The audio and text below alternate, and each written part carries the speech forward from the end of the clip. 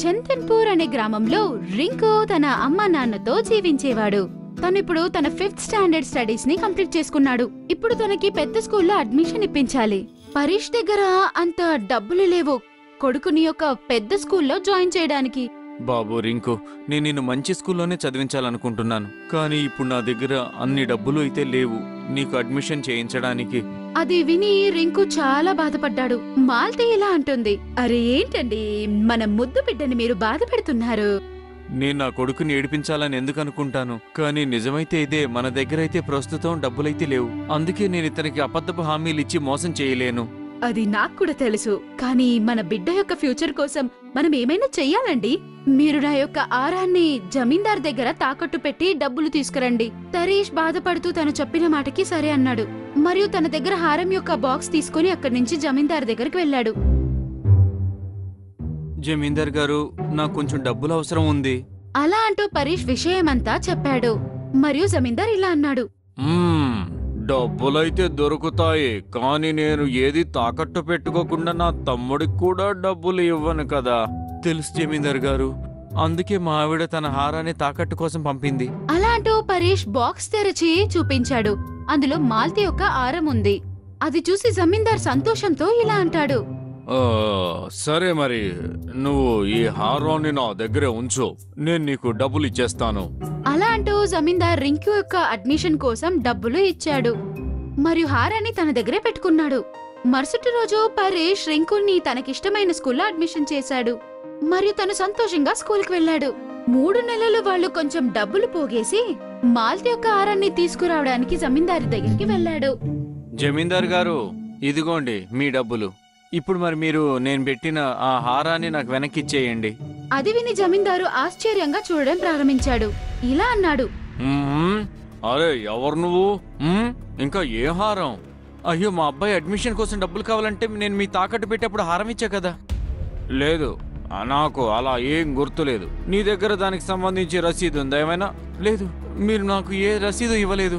చాలాసేపు వాళ్ళిద్దరి మధ్యన వాదన జరిగింది. జమీందార్ పరీష్ తనకు హారం ఇచ్చాడు అని ఒప్పుకోవట్లేదు. ఆఖరికి పరీష్ వాళ్ళ ఇంటికి మళ్ళీ వెళ్ళిపోయాడు మరియు మాలతికి విషయమంతా చెప్పాడు. అది విని తను బాధపడుతుంది. కానీ రింకు నవ్వుతూ ఇలా అంటాడు, నాన్న, మీరేమీ దిగులు పడకండి, నేను చదువుకున్నాను. దురాశ పరుల అత్యాశే వారి నాశనానికి కారణమవుతుంది. అది విని పరీష్ మరియు మాల్తి రింకుని ఆశ్చర్యంగా చూశారు మరియు రింకు తన మైండ్ లో ఉన్న ఐడియా వాళ్ళిద్దరి దగ్గర చెప్పాడు. మరుసటి రోజు పరీష్ మళ్ళీ జమీందార్ దగ్గరికి వెళ్ళాడు. చూసిన వెంటనే అరవడం ప్రారంభించాడు. అరే, నువ్వు మళ్ళీ వచ్చావా? జమీందార్ గారు, నాది కేవలం ఒక చిన్న వినతి. మీరు నాకు ఆహారాన్ని కేవలం ఒక రాత్రి కోసం ఇవ్వండి. ఒక రాత్రి?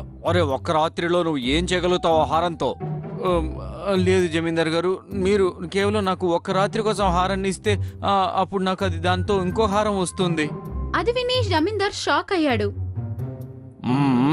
అలా ఎలా జరుగుతుంది? అది నేను మీకు చెప్పలేను. మీరు మాత్రం నాకు ఆహారం ఇవ్వండి. అలాగా? అయితే నువ్వు మాకు చెప్పలేకపోతే నువ్వు ఇక్కడ నుంచి వెళ్ళిపోవచ్చు. అయితే నేను మీకు ఈ విషయం చెప్పాల్సి ఉంటుంది, కానీ మీరు నాకు మాట ఇవ్వండి. ఇది విన్నాక మీరు నాకు ఆహారం ఇస్తానని. అలాగే, చెప్పు. మా ఇంటి వెనకాల ఒక బావి ఉంది కదా, అక్కడ సాక్షాత్ కులదేవి తల్లి ప్రత్యక్షమవుతుంది. ఎవరైనా ఆ బావి దగ్గరికి వెళ్ళి ఏదైనా వాళ్ళ నగని అక్కడ భూమిలో దాచిపెట్టి ఒక రాత్రి ఉంచితే ఆ తర్వాత రోజు రాత్రి వాళ్ళకి 2 నగలు వస్తాయి. అది విని జమీందార్ నవ్వడం ప్రారంభించాడు మరియు ఇలా అన్నాడు, మంచి ప్లానే పిచ్చోడిని చేయడానికి. ఇప్పుడు ఇక్కడి నుంచి వెళ్ళిపో, నేనివ్వనది. మా ఇంటి పక్క నాతో ఈ విషయం చెప్పినప్పుడు నేను కూడా ఇలాగే నవ్వాను, కానీ ఇవి చూడండి. అలా అంటూ మాలతి ఇచ్చిన 2 గాజుల్ని తను బయటికి తీశాడు. నిన్న రాత్రి ఇలాంటి గాజు నా దగ్గర ఒకటే ఉంది. దీన్ని నేను బావి దగ్గర తీసుకెళ్లి దాచాను. ఇంకా నిన్న రాత్రి నేను ఎప్పుడైతే దీన్ని తవ్వి తీశానో దీంతో పాటు ఇంకోటి కూడా వచ్చింది. అది విని జమీందార్కి తల తిరిగిపోయింది మరియు ఇలా అన్నాడు, అరే వెళ్ళు, నాకు ఇదంతా నమ్మకం లేదు, నేనైతే ఇవ్వను, వెళ్ళు. అది విని పరీష్ ఇంకా కొంచెం తన ముందు యాక్టింగ్ చేశాడు మరియు మొహం అలానే పెట్టుకుని అక్కడి నుంచి వెళ్ళిపోయాడు. తను వెళ్ళిపోయాక జమీందార్ ఆలోచించాడు, ఒక్కసారి ట్రై చేసి చూడ్డంలో ఏం తప్పు లేదు. ఏమీ కాకపోయినా కూడా మనకని లాస్ ఏమవ్వదు, పర్లేదు. రాత్రి 12 గంటలు.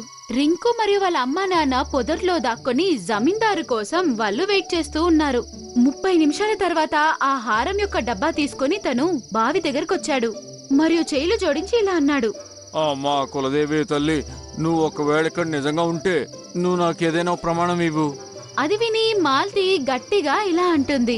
మూర్ఖుడా, నేను నీకు ప్రమాణం ఎందుకు చేయాలరా? నువ్వు నమ్మకపోతే వెళ్ళిపో. మా కులదేవి నన్ను క్షమించు.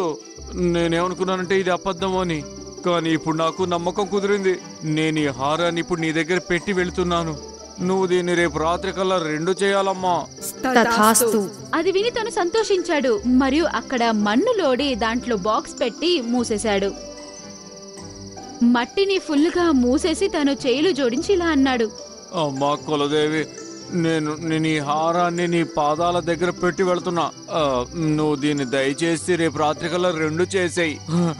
మూర్ఖుడా, నా మాటలు విన్నాక కూడా నీకు సందేహం ఉందా? దాన్ని తీసేయ్, వెళ్ళు. అది విని తను భయపడి ఇలా అన్నాడు. లేదు లేదు లేదు అమ్మా కులదేవి, నేను వెళ్తున్నాను. నువ్వు అసలు కోప్పడొద్దమ్మా. అలా అంటూ జమీందార్ అక్కడి నుంచి వెళ్లిపోయాడు. తను వెళ్లిన కాసేపటి తర్వాత బొదర్లో దాక్కు పింకు వాళ్ళ అమ్మా నాన్న అందరూ బయటికొచ్చారు. పరీష్ ఆ మట్టిని లోడి హారాన్ని బయటికి తీశాడు. మాలతికి ఇచ్చాడు. దాన్ని చూసి తను చాలా సంతోషించింది. రింకు నాన్న, నీ వల్లే ఈ హారం మళ్ళీ మనకు దొరికింది. నువ్వు చాలా బుద్ధివంతుడివి.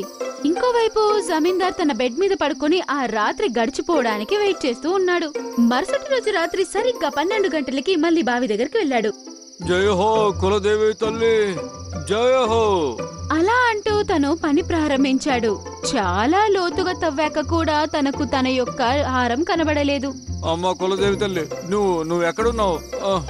ఇప్పుడు జవాబు కాదు కానీ శబ్దమే వినపడలేదు. ఓ, వాడు నన్ను పిచ్చివాణ్ణి చేసేశాడు. బాగా అరిచాడు మరియు రింకు యొక్క ఇంటికి మళ్ళీ వెళ్ళాడు. పరేష్, నువ్వు నన్ను పిచ్చివాణ్ణి చేశావు. నాకు పూర్తిగా విశ్వాసం ఉంది, ఆ హారం నీ దగ్గరే ఉంది. ఏం మాటలు మాట్లాడుతున్నారు జమీందార్ గారు? అరే ఏం హారం? అది విని జమీందారికి చాలా కోపం వచ్చింది మరియు అక్కడే అరవడం ప్రారంభించాడు. అది విని పరీష్ ఇలా అన్నాడు. జమీందార్ గారు, కులదేవి తల్లి నాకైతే ఒక గాజుని 2 చేసింది. నీ విషయంలో ఆమె అలా చేయలేదు. మరి దాంట్లో నా తప్పే ఉంది? పైగా నేనేమన్నా మీతో వెళ్ళి చెప్పానా ఏంటి? మీరు వెళ్ళి నగను అక్కడ దాచిపెడితే మీకు కూడా 2 దొరుకుతాయి అని. అది విని జమీందార్ తల గోక్కున్నాడు. ఆఖరికి ఖాళీ చేతుల్లో తను అక్కడి నుంచి తన ఇంటికి వెళ్ళాడు. పింకు మరియు తన యొక్క అమ్మా నాన్న చాలా గట్టిగా నవ్వడం ప్రారంభించారు.